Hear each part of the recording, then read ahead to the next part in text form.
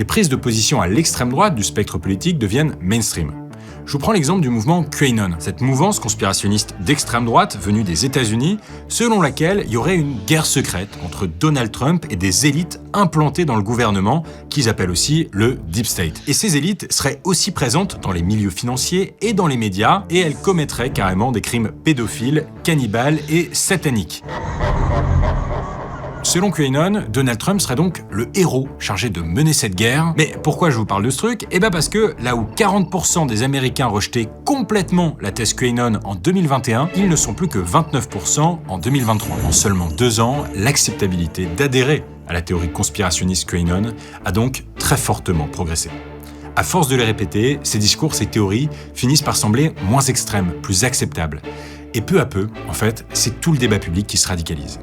Et ce concept a un nom, c'est ce qu'on appelle la fenêtre d'Overton. En gros, la fenêtre d'Overton, c'est une fenêtre, comme ça, et quand on l'ouvre, on trouve à l'intérieur tout ce qui est acceptable de dire dans le discours médiatique et politique, et à l'extérieur, toutes les idées qui sont tellement extrémistes ou choquantes qu'elles sont considérées comme inacceptables. Mais le petit twist, c'est que cette fenêtre d'Overton, contrairement à celle que vous avez chez vous, elle est pas figée. Quand une personnalité politique s'exprime, elle peut repousser les limites de ce qui était jusqu'à présent acceptable, et au fil du temps, ce qui était à l'extérieur de la fenêtre se retrouve finalement à l'intérieur.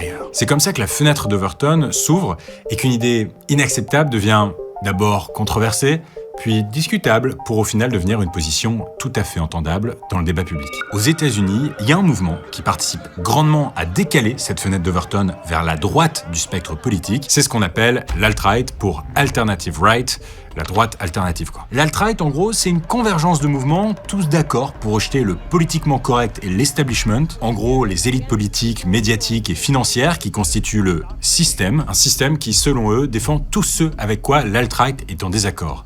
Le féminisme, le multiculturalisme et, plus globalement, les idées progressistes.